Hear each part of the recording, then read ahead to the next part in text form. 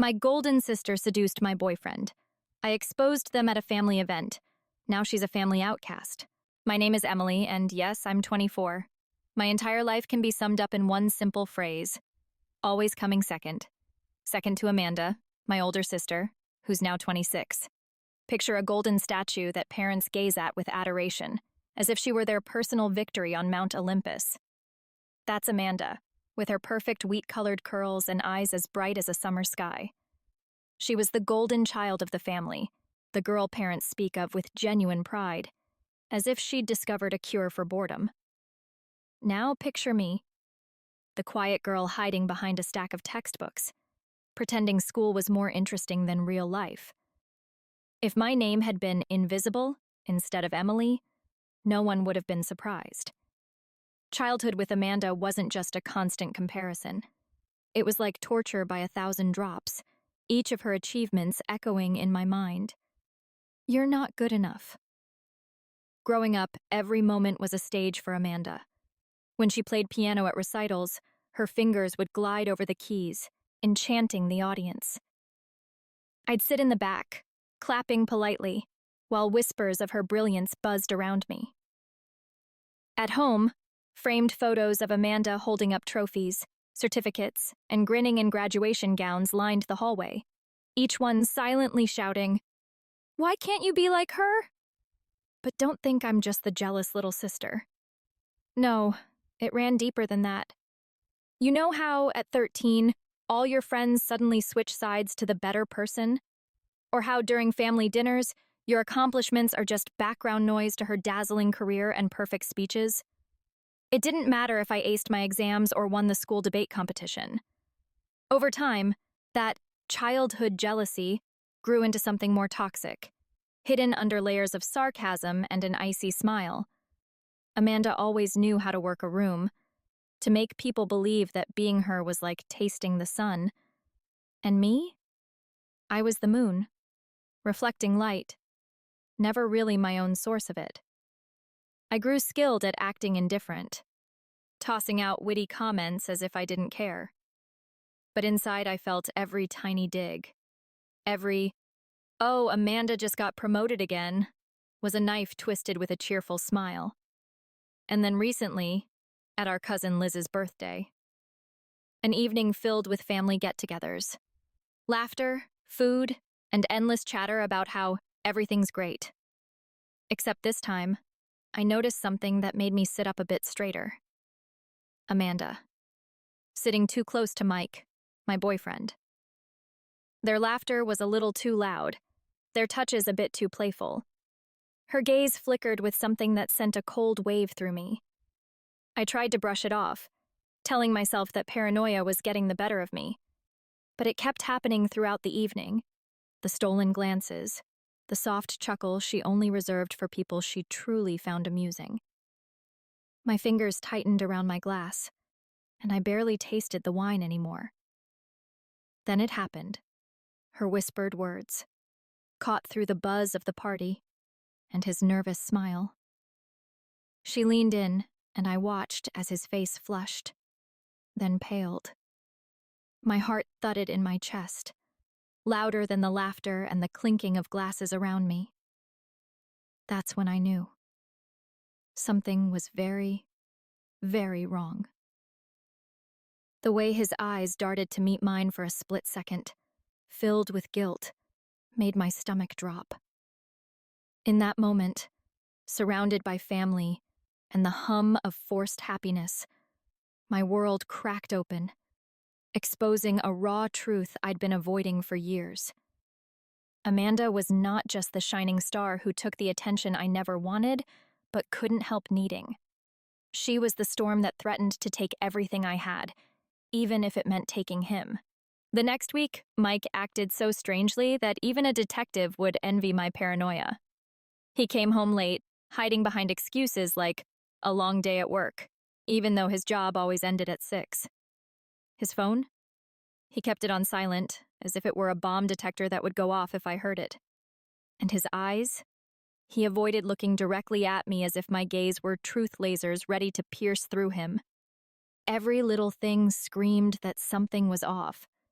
It wasn't just a warning bell, it was a full-blown orchestra pounding. "Hey, Emily, stop sitting back!" I found myself lying awake at night, staring at the ceiling while my thoughts raced, piecing together fragments of conversations, expressions, and silences. He'd become a stranger in the span of days, and the distance between us felt like an unspoken goodbye. One night, the tension hit its breaking point. Mike walked in, barely muttering a "hey," before slipping into the bedroom and shutting the door. I followed, leaning in the doorway as he avoided my eyes, pretending to search for something in the dresser. The silence in the room was suffocating, thick with questions I didn't have the courage to ask. He grabbed a change of clothes and headed for the bathroom, leaving his phone carelessly on the nightstand. The moment I heard the water running, my pulse surged. I felt my patience snap, unraveling like a frayed thread that had been pulled one too many times. His phone sat there, innocent and silent, yet it seemed to hum with secrets. It was as if it whispered, "Go on, pick me up."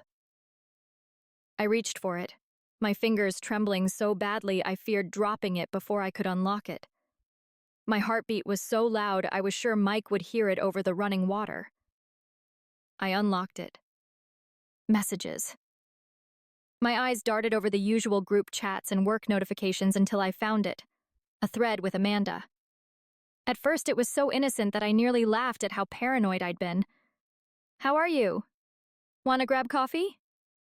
"Seriously, Emily, get a grip." I was about to put the phone down, chalking it up to my spiraling thoughts, when a notification pinged at the top of the screen. It was from Amanda, and it read, "We need to decide when to tell her. I don't want to do this anymore." A chill crept up my spine as my vision blurred with the sudden sting of disbelief. I swallowed hard, refusing to jump to conclusions. But when I scrolled a bit further, the ground swayed beneath me like a carnival ride from hell. I can't hide this anymore. We need to tell Emily the truth. Tell her the truth? I stared at the screen as all the blood drained from my face. The room felt like it was closing in on me, the dim light casting shadows that seemed to dance with mockery. A cold shiver coursed through me as an inner voice, quiet and insistent, whispered, "Girl, your life just turned into a full-blown drama." In that moment, everything clicked. The stolen glances, the whispers, the carefully maintained distance. The betrayal felt like a punch to the chest, winding me and leaving an ache that radiated through every part of me. My fingers clenched around the phone until my knuckles turned white, but I forced myself to breathe, steadying the storm of rage bubbling beneath the surface. The sound of the shower stopped, jolting me back to reality. Panic surged as I quickly locked the phone and placed it back on the nightstand. The bathroom door creaked open, and Mike emerged, towel around his waist, looking startled when he saw me standing there. For a split second, I wondered if he could read my expression, see the crack in my facade that threatened to shatter any second. But I just smiled, a thin, tight smile that felt more like a mask. "Everything okay?" he asked, avoiding my eyes as he rubbed the towel over his damp hair. "Perfect," I said, the word cold on my tongue. Absolutely perfect. My hands were shaking so badly that the phone slipped and thudded onto the floor, like a body hitting the scene of a crime. It lay there, silent and accusing, while I stood frozen, realizing my life had just flipped upside down. "Congratulations, Emily. You're now the star of your own soap opera.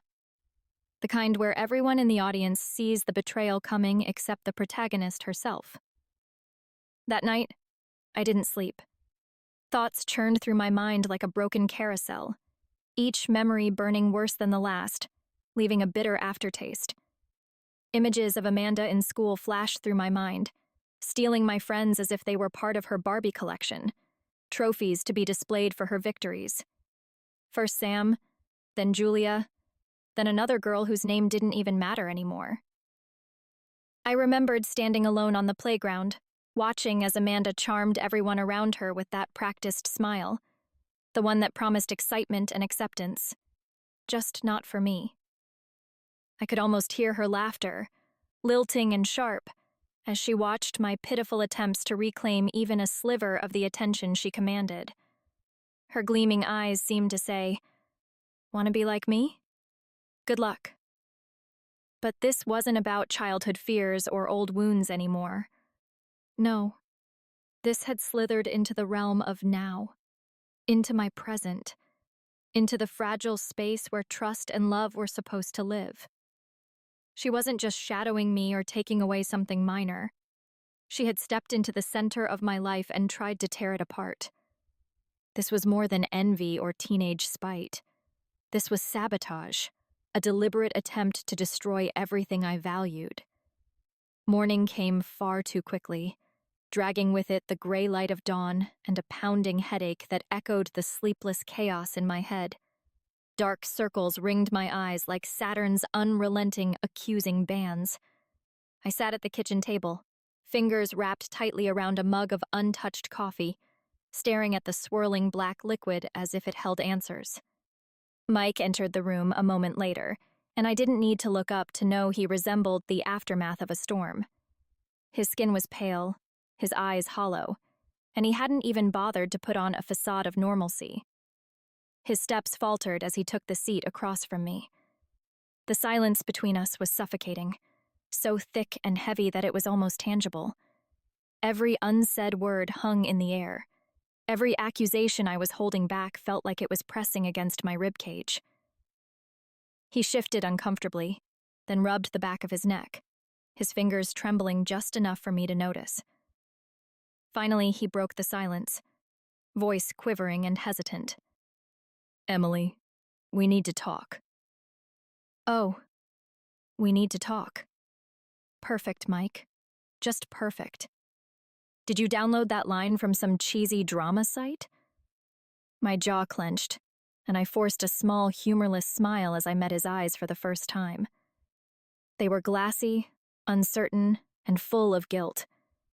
The words sat heavy on my tongue, the accusations, the rage, the pain. But I said nothing. Instead, I raised an eyebrow and waited, daring him to be honest, to try and explain how the sister who used to steal my friends was now trying to steal my life. "Talk, Mike," I said, my voice low and almost calm, belying the storm inside me. "Go ahead, I'm listening." I clenched my fists so hard my nails bit into my palms, drawing tiny crescents of pain that anchored me, kept me from lunging across the table and making the scene Mike probably expected. My breathing was ragged, each inhale sharp and jagged as it caught in my throat. My heart pounded like it was trying to escape my chest and start a marathon on its own. Fury coiled within me, a blazing, roiling storm threatening to explode. But instead of yelling, instead of letting the rage take me where it wanted, I gritted my teeth and spat with venom. "Talk? About what, Mike? The fact that you're seeing my sister?" My words sliced through the room, echoing like the snap of a whip. He flinched, his face going so pale that for a second, I thought he might actually pass out. But what stunned me the most wasn't his reaction. It was his complete lack of denial. Not a single word of protest. Not a single pathetic excuse that might have bought him a second of my mercy. Just silence, wide eyes, and that sickening guilt plastered across his face. "Wow, Mike. Solid strategy. Just surrender and play the victim." His eyes darted around the room like a cornered rat searching for an escape, landing anywhere but on me. I got confused," he stammered, and I felt something crack inside me. My world didn't just shatter. It caved in, crumbling piece by piece, and each fragment pierced a little deeper. "She came to me when we were having problems," he continued, voice weak and useless. Problems? Problems? My mind replayed every problem we'd ever had. The petty arguments, the misunderstandings. Was he really grasping at those as his lifeline? The anger surged like a storm, swallowing me whole. I bit back the urge to laugh in his face, a bitter, jagged laugh that would have been more sob than mirth. Amanda always knew when to show up, didn't she? She could have been a professional predator, with the precision timing of a hawk that knows when its prey is limping. Her ability to sense vulnerabilities was almost supernatural, a twisted gift she wielded with a grin and perfectly manicured nails. "I got confused," he repeated, as if that phrase could magically erase the truth or wash the betrayal from the room. His voice trembled, each word peeling back the thin veneer of calm I'd managed to cling to. At that moment, my heart wasn't just broken, it was shredded, torn apart by the double-edged betrayal of the two people who were supposed to matter most. Anger and pain twisted into a tight knot, coiling in my chest, suffocating me with their weight. I realized, with a clarity so sudden it was like a slap, that I wasn't going to put up with this anymore. I wasn't the girl behind the stack of textbooks, hiding and hoping to be noticed. I wasn't going to play the silent victim in this grotesque parody of my life. Something clicked in my mind, a gear finally locking into place after years of slipping. Enough of being the puppet, the quiet shadow living in the blinding light of Amanda's perfection. Enough of watching my life twist into knots while I stood on the sidelines. It was time to take control, to burn down this facade they'd built, and remind them both that the quiet ones don't stay quiet forever. I decided this situation wouldn't be the end of me. Sure, it might knock me down, leave scars, but it wouldn't break me. No, I'd make sure to strike back, and do it loudly. So I did something any sane person would call crazy. I invited Amanda and Mike to a family dinner at my parents' house. Yes, that dinner where all the relatives gathered to discuss who's more successful and who's still living in a basement apartment with a cat named Sparky. This was my chance. My chance to show everyone who my golden sister really was. Not a shining angel, not the princess with the crown, but a snake wrapped in gold. The night before, I spent hours at my computer, saving screenshots of their messages. Each word between them made my stomach turn, but I knew I needed to be prepared for their defenses. Want to play dirty? Let's see who wins. My heart raced every time I imagined how that evening would go. I could hear an inner voice sarcastically whisper, "Hey, Emily, you really gonna do this?" Well, this would be a show worth watching. I tried not to let my nerves get the better of me. No, if anyone was going to feel pressure, it was them. The house buzzed with noise, laughter, and smiles so fake they made me sick. Amanda shone like she'd just won Miss Please Admire Me, smiling at everyone, pretending to be the most innocent soul on earth. Hard to believe that smile hid fangs. I watched her, fury bubbling inside like a volcano ready to erupt. At some point, it all became unbearable. The walls seemed to close in, muffling the conversations, and there was a ringing in my ears. When it came time for a toast, I stood up. The chair scraped back with a soft groan, and everyone fell silent, waiting for me to speak. Amanda shot me a quick glance, something like worry flickering in her eyes. "Oh, honey, you should be worried." I took a deep breath, willing my voice not to tremble, and said, "Tonight, I want to share something I've kept inside for too long."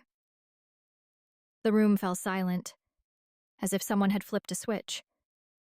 All eyes turned to me, and I could almost feel the attention crystallize in the air. "I want to reveal the true face of our family," I added with a small smile that felt more like a snarl. For a second, I thought even the clock stopped ticking. Mom paused mid-scoop of potato salad. Dad frowned, and Amanda froze, her eyes widening like a character in a bad sitcom. I lifted my phone, the screen glowing like a hot iron, showcasing the screenshots I'd saved. My heart pounded so hard it seemed to drum a battle rhythm in the silence. A few taps, and there they were, the proof I'd burned into my memory during sleepless nights. I turned the screen toward the family, and the room plunged into a stunned silence. Even the cicadas outside seemed to hold their breath. Amanda's face contorted as though it might melt from rage. Her perfect smile vanished, as if someone had erased it.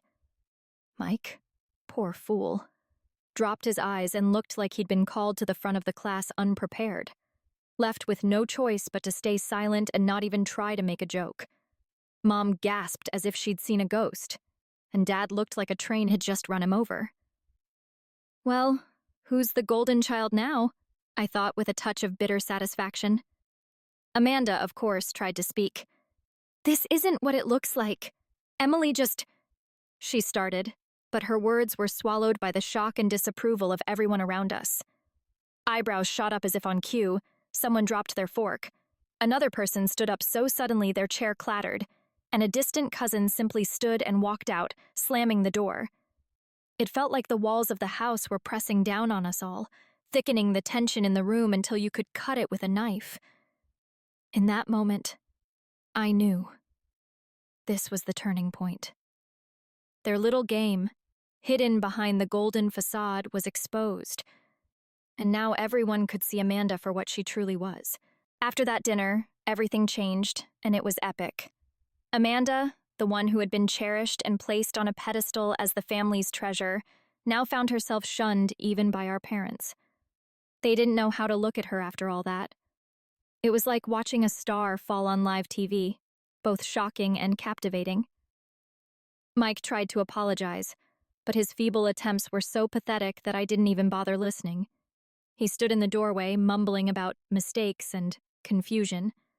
But to me, he was already nothing. A week later, he packed up and disappeared, as if he'd never existed. And you know what? I didn't feel an ounce of regret. As for Amanda, oh, it was a spectacle. She was left alone, without the golden glow that once blinded everyone around her. No more applause or admiring glances, only emptiness and the shadows that had once haunted me. Now, they surrounded her. Being an outcast was new to her, and it showed in her face every time she came to family events, where no one even glanced in her direction. For the first time in years, I felt something new. Liberation. It was like a weight I'd carried for so long had been lifted. My golden sister, the one who could win hearts with a single look, was now the outcast. And for the first time in what felt like forever, I realized that this was my victory.